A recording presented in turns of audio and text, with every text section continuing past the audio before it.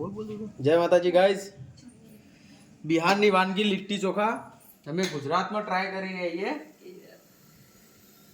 ભટ્ટા શેકીએ છીએ, આમાં ટોમેટો મિલીએ. હવે ટામેટા શેકીએ અને પછી મસ્ત ચોખા બનાવીએ.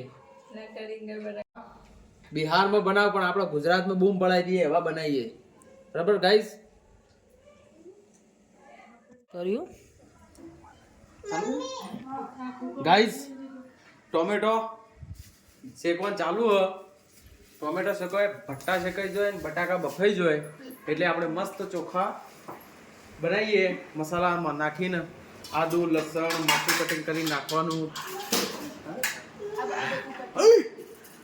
બધું બુકારા કરી દઈએ આપણે, હો બૂમ પડાવી દઈએ આપણે. ચલો ગાઈઝ, હવે ભટ્ટા રેકડો બફાઈ ગયો, ટોમેટો બફાઈ ગયો અને બટાકા બફાઈને આપણે આ મસાલા પોણી મસાલા કાપીને મરચો મજબૂત કાપી, ડુંગળી કાપી, આદુ છીણી નાખ્યું, કેરીનું આચાર, આમ કા આચાર આજા મેરે મે લુકેડો તો બેડાવ આઈ જા. અને આ સિંગની મજબૂત ચટણી બનાવીએ. સિંગની ચટણી હો, બિહારની રેસીપી એકદમ મજબૂત. અને આ આપણે બધું મિક્સ કરી લીલું મરચું કાપીને હવે હરસ્યું વેડ્યું આપણે. હરસ્યું Incoming voice call from home home. હરસ્યું વેડીને મજબૂત. હવે ચોખા ટેસ્ટ કરો તો મજબૂત છે. આવી દો. સત્તુ નતું તો ચણા શેકેલા ચણા દળાયા અને સત્તુ લાયા. બરાબર? એમાં મેં લસણ નાખ્યું, આદુ નાખ્યું, આ ધોણા નાખીએ, મરચો કટિંગ મરચો નાખીએ. બસ આનો એકદમ ટકાટક મસાલો બનાવીએ. નાની એકદમ ડુંગળી કતરી છે ભાઈ. ડુંગળી બૂમ પડાવો, ડુંગળી મજા આવી જાવ, જોર મજા આવે જોર.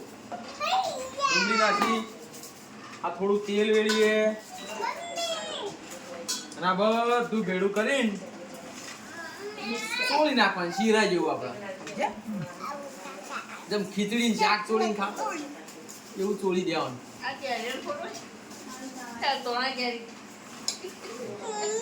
હા ગાઈસ, કેરીનું અથાણું રહી ગયો ટેસ્ટ માટે, જબરજસ્ત ખટ્ટો મીઠો ટેસ્ટ માટે કેરીનું અથાણું. આમ કાચા પબ્લિશ કરા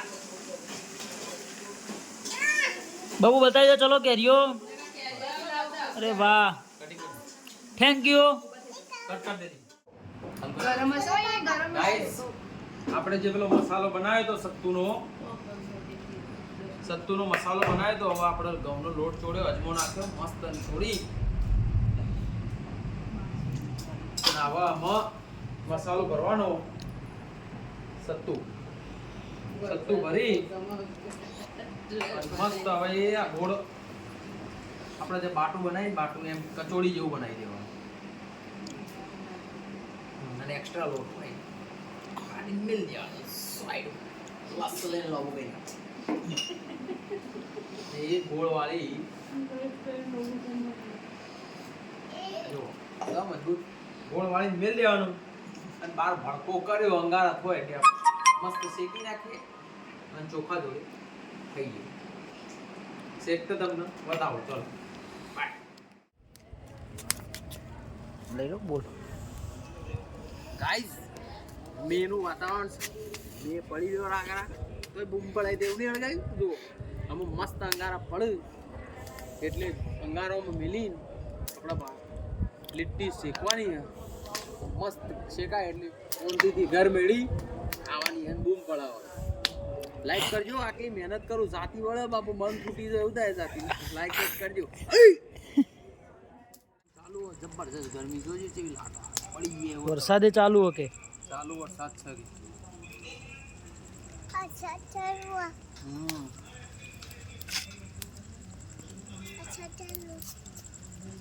આ તો હળદી તો બહુ પેલી ગયો હો. લે બબુ ઘરમાં મિલે કાકીને આપે.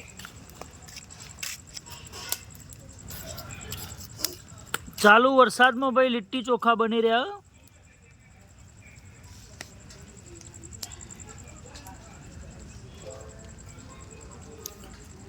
વરસાદ ચાલુ હારો ઓલવાઈ ના છે બધું. ના આટલું બધું ના હોય.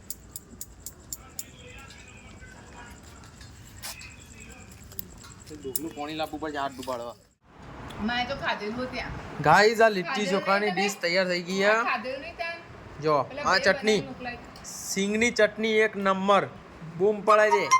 નારિયેળની ચટણી કરતાં થોડી સારી બને મજા આવે તમને.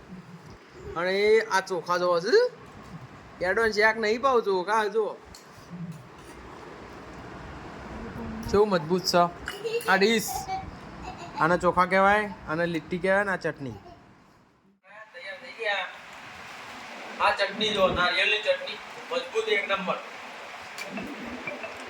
લીટી આ ચોખા મજબૂત એકદમ એકદમ જલસો પડી જાય મજા આવે. દાળ બાટી જેવી મજા આવે.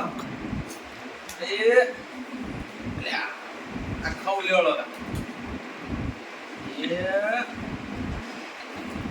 કો આ ચટણી એક નંબર હો. લાઈક કરો શેર કરો સબસ્ક્રાઇબ કરો બૂમ પડાવો પબ્લિશ કરો.